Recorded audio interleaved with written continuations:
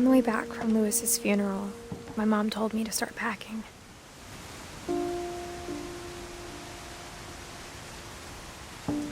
She waited until the day before we left to tell Edie.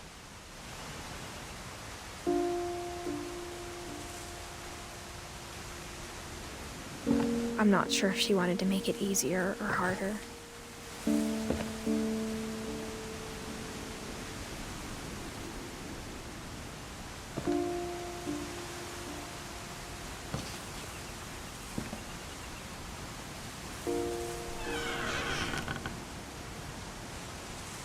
I wish we'd stayed.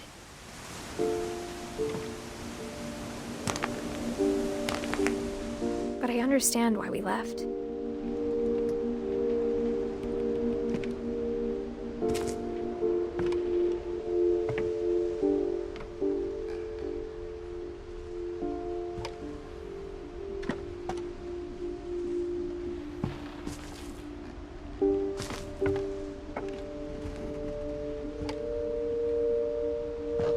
My mom ended up leaving everything behind.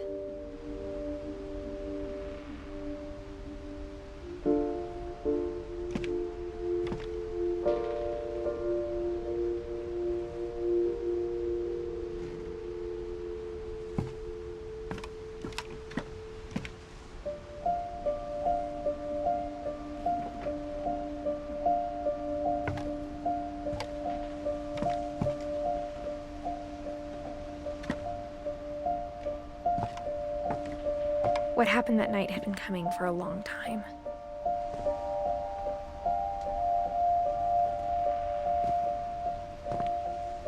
Maybe it should have come sooner.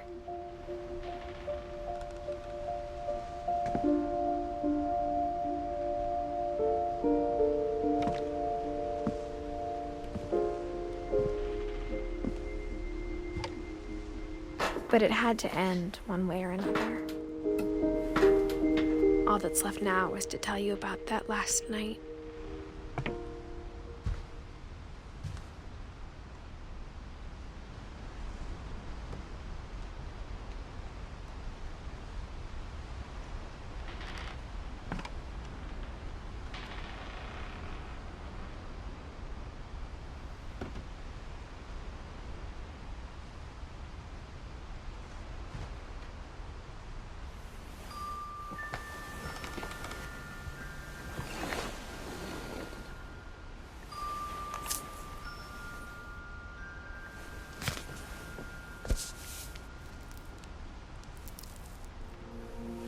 That whole last day, Edie just watched us pack and didn't say a word.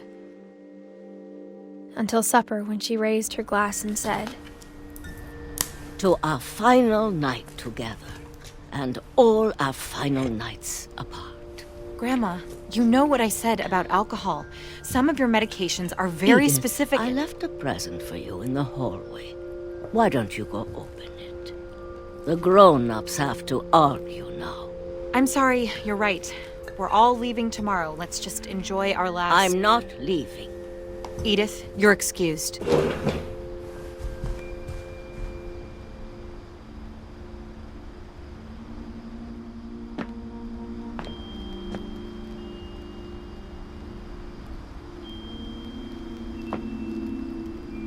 The power had been shut off that morning, but Edie always had plenty of candles.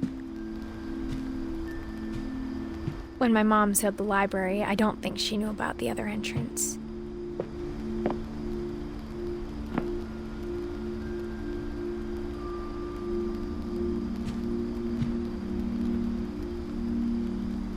Or that Edie had a key to it.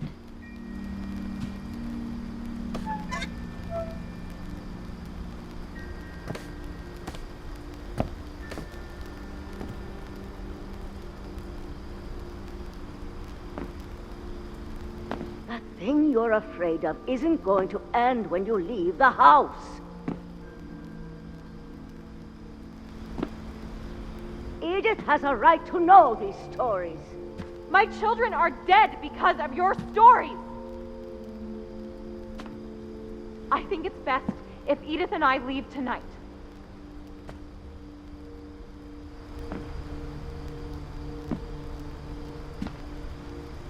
We'll have the nursing home send a van for you in the morning. Okay?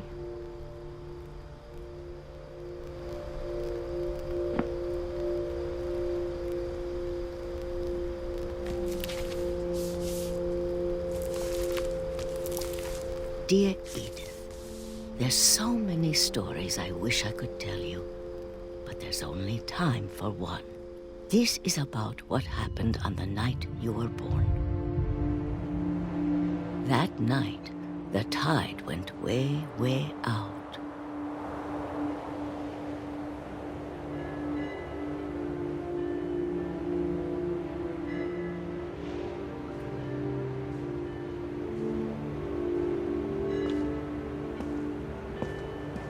It was the first and last time I ever saw the old house aground. There'd been an earthquake out in the middle of the ocean. They called it the lowest tide in 1,000 years. God, it smelled awful. You know, I've seen that house every day of my life.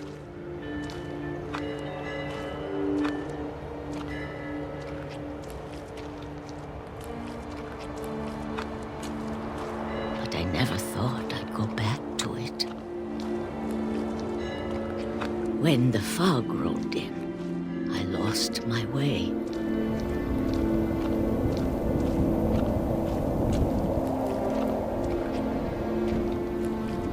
I got turned around.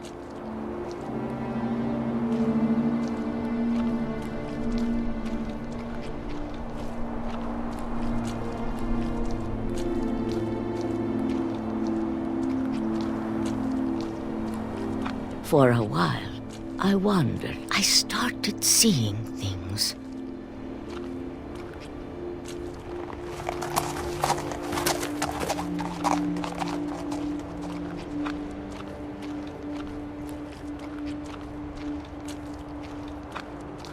Things I'd forgotten had ever existed.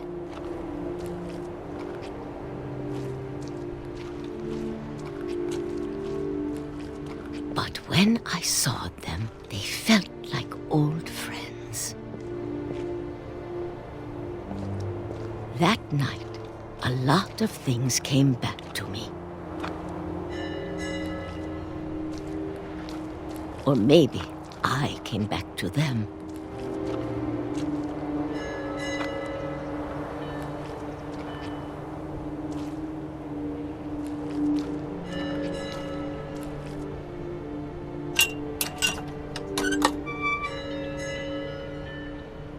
Things I can't explain, but that I need you to try and... Edith, what are you doing in here?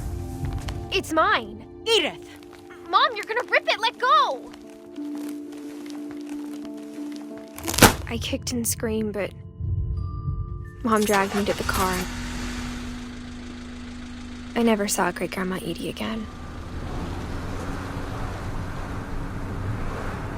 The next morning, the van came to pick her up, but she was already gone. After that, we moved around a lot.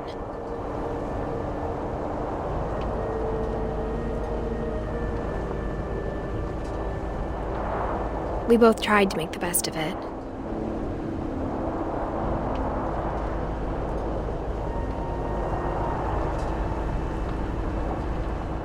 A few years went by.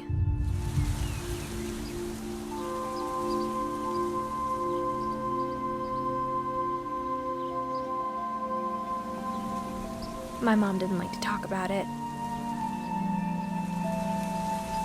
But she started getting sick a lot. The rest happened pretty quickly. She got better for a while, and then she didn't.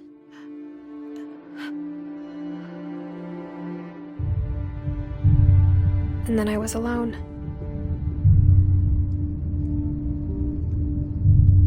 The last Finch left alive.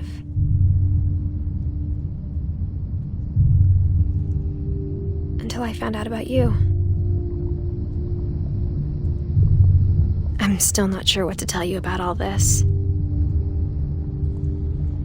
If we lived forever, maybe we'd have time to understand things. But as it is, I think the best we can do is try to open our eyes and appreciate how strange and brief all of this is.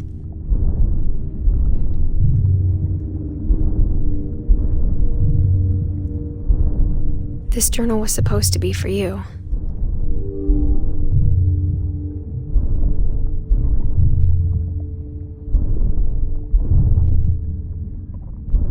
But now I hope you'll never see it.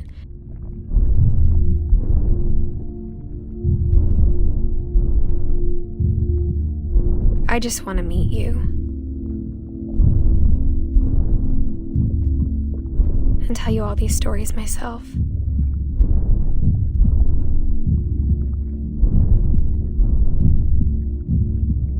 But I guess if you're reading this now,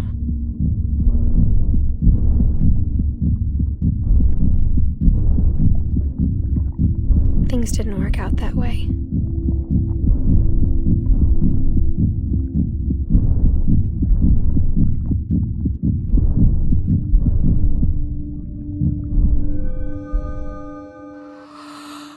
This is where your story begins. I'm sorry I won't be there to see it. It's a lot to ask, but I don't want you to be sad that I'm gone. I want you to be amazed that any of us ever had a chance to be here at all. Good luck.